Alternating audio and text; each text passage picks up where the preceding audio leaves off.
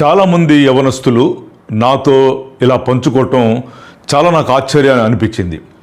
అన్నయ్య గారు, నేను పలానా విషయంలో పాపం చేశాను, పలానా విషయంలో తప్పు చేశాను, ఇక నాకు క్షమాపణ ఉందా లేదా, చాలా భయంకరమైన తప్పు, అది చేద్దాం అనుకోలేదు, సడన్గా అలా జరిగిపోయింది, ఏం చేయమంటారు, అసలు క్షమాపణ ఉందా లేదా, వాక్యానుసారంగా మాకెవరు చెప్పలేకపోతున్నారు, పలానా అమ్మాయితో పాపం చేశాను, పలానా అబ్బాయితో పాపం చేశాను, పలానా విషయంలో పాపం చేశాను, ఆ క్షమాపణ లేదనుకుంటా మాకు అని కుమిలిపోతూ భయంకరంగా ఆలోచిస్తూ ఇక జీవితం వేస్ట్, ఇక చర్చిలు కూడా మానేశారు. చాలామంది ఆత్మహత్య చేసుకోవటం, ఇక మాకు క్షమాపణ లేదులే అని దిగులు పడటం, అసలు ఆ బైబిల్ ప్రకారం క్షమాపణ ఉందా లేదా, భయంకరమైన డిప్రెషన్లోకి వెళ్ళిపోయి జీవితాలను నాశనం చేసుకున్న సందర్భాలలో కరెక్ట్ ఆన్సర్ తెలియాలి యవనస్తులకి. నాట్ ఓన్లీ యవనస్తులు, చాలా మందికి కూడా. రక్షణ పొందాక పాపం చేస్తే అవకాశం ఉందా లేదా, దేవుడు క్షమిస్తాడా లేడా, క్షమిస్తే ఎన్నిసార్లు క్షమిస్తాడు, 77 మార్లు క్షమిస్తాడన్నారే, అది మా కోసమేనా, ఇట్లాంటి ప్రశ్నలు చాలా మంది అర్థం తెలియక, ఆన్సర్లు తెలియక. మనం వాక్యానుసారంగా చెప్పాల్సి వస్తే దావీదు పాపం చేశాడు, పశ్చాత్తాపడ్డాడు, ప్రార్థన చేసుకున్నాడు, మరలా నా రక్షణానందము నాకు దయచేయి ప్రభువా అని కన్నీరు కార్చి ప్రార్థన చేశాడు. దేవుడు క్షమించాడు, మళ్ళీ రక్షణానందం దావీదుకి ఖచ్చితంగా ఇచ్చాడు. ఇప్పుడు దావీదు పరలోకంలో ఉన్నాడు, నరకంలో ఉన్నాడా, ఖచ్చితంగా పరలోకంలో ఉన్నాడు. ఎందుకంటే దేవుడు అవకాశం ఇచ్చాడు, పశ్చాత్తాపడ్డాడు. 1. 2, సంసోను పాపం చేశాడు, లాస్ట్లో పశ్చాత్తాపడ్డాడు. దేవుని ఆత్మ అంటే నాజీరు చేయబడినటువంటి ఆత్మ మళ్ళీ అతనికి రాబట్టే తన జీవితకాలం చేసిన పని కంటే ఒక్క దెబ్బకి డబల్ వర్క్ చేశాడు. దేవుని ఆత్మ మళ్ళీ పొందుకున్నాడు. రిపిటెన్స్, పశ్చాత్తాపం, రిపెంటెన్స్ అక్కడ వీళ్ళిద్దరికీ కలిగింది. అంటే మళ్ళీ దావీదు సంసోను మళ్ళా పాపం చేసినట్టయితే క్షమించేవాడని దేవుడు, దానికి ఆన్సర్ క్లారిటీగా ఇస్తున్నాము. వాళ్ళు పాపం చేశారు, పశ్చాత్తాపడ్డారు, మళ్ళీ రక్షణను పొందుకున్నారు అని ఊరికే కాదు, ఇది భయంకరమైనటువంటి పనిష్మెంట్. దావీదు గడ్డి మేశాడు, 4-5 సంవత్సరాలు ఆయన అడవులో తిరిగాడు, కన్న కొడుకే రివర్స్ అయ్యాడు. సంసోను కళ్ళు పీకేయబడ్డాడు. భయంకరమైన పనిష్మెంట్ ఖచ్చితంగా ఉంటుందండి. పనిష్మెంట్ లేకుండా దేవుడు క్షమించటం అనేటువంటిది బైబిల్లో లేదు, కానీ ఉంది, క్షమాపణ ఉంది. దానికి తగ్గట్టుగా భయంకరమైనటువంటి పనిష్మెంట్ కూడా ఉంటుంది.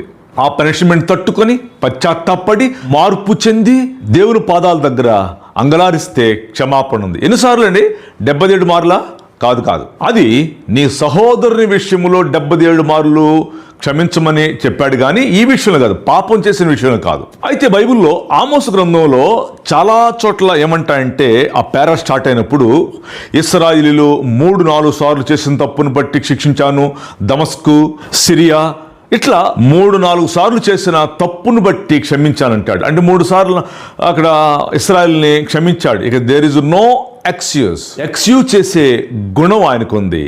పశ్చాత్తాపడే లక్షణం నీకు కలగాలి, మళ్ళీ ఇంకా తప్పు చేయకూడదు. వాక్యం ఏం చెప్తుందంటే, ఎన్నిసార్లు గద్దించినను విననల్లని వాడు మరీ తిరుగు లేకుండా హఠాత్తుగా నాశనమవునని వాక్యం చెప్తుంది. కాబట్టి యవనస్తులు కాదు, సంఘంలో చాలామంది పెద్దలు, ఆడోళ్ళు, మగోళ్ళు చాలామంది తెలుసో తెలియకో పొరపాటున తప్పు చేసినప్పుడు, పాపము అటెంప్ట్ చేసినప్పుడు ఖచ్చితంగా నీకు కన్నీటి ప్రార్థన, రిపెంటెన్స్, పశ్చాత్తాపం ఉంటే మనకి ఎగ్జాంపుల్స్ చాలా ఉన్నాయి బైబిల్లో. పద్దాక కాదు, 77 మార్లు ఈ విషయంలో కాదు. దావీదులాగా, సంసోనులాగా పశ్చాత్తాపడి మళ్ళీ ఇంకా పాపం తప్పు చేయకుండా ప్రభు పాదాల దగ్గర మార్పు చెందిన మనస్సు కలిగి ఉండాలి. మళ్ళీ బాప్తిసం తీసుకోవాలి. మరి బాప్తిసం ఒక్కసారే, మార్పు చెందినటువంటి జీవితాన్ని ప్రభు యాక్సెప్ట్ చేస్తాడు. ఒకసారే దావీదు, ఒకసారే సంసోను, ఒకసారే మళ్ళీ పాపం చేయలా, మళ్ళీ కక్కిన వాని దగ్గరికి వెళ్ళా. సో అది మనకి బైబిల్ చెప్తున్న విషయం. కాబట్టి యవనస్తులు, సంఘానికి వచ్చేటువంటి వాళ్ళు తెలుసో తెలుగు పొరపాటు చేసి మద్దన పడిపోయి ఏమైపోతామో తెలియదు, దేవుడు క్షమిస్తాడో లేదో తెలియదు, చర్చిలు కూడా మానేసేసి మళ్ళీ లోకంలోకి వెళ్ళిపోయి, మళ్ళీ సినిమాలు, షికారులు, పాత సన్నిహితుల్లోకి వెళ్ళిపోయి ఇలా చాలామంది కలిసిపోతున్నారు. అందుకే నేను ఈ విషయాలను జ్ఞాపకం చేయటం కోసం ఈ మెసేజ్ చేయటం జరుగుతుంది.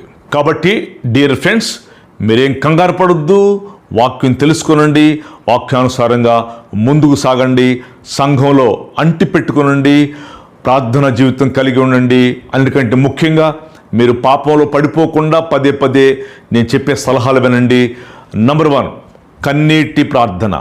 వారానికి ఒకసారైనా సరే ఉపవాస ప్రార్థన. అన్నిటికంటే ఫెలోషిప్ ఉండాల, సంఘంతో ఫెలోషిప్ ఉండాల. మీ కాపరి వెనకాల తిరగాల. పొద్దున్న సాయంత్రం దాకా చదువో లేకపోతే జాబో, ఈవినింగ్ 5 to ఇంకా కొంత టైం ప్రతిరోజు దైవజనులతో సంఘముతో సహవాసం ఉండాలి. పురుషులైతే పాస్టర్ గారితో, లేడీస్ అయితే పాస్టమ్మ గారితో స్నేహం సహవాసం చేయాలి. అప్పుడు మీరు ఈ శోధనని జయిస్తారు. పడిపోవటం అనేటువంటి ఈ చెడ్డ ప్రవృత్తి నుంచి ఖచ్చితంగా తప్పించబడతారు. ప్రభువు మీకు తోడుగా ఉండునుగాక. God bless you.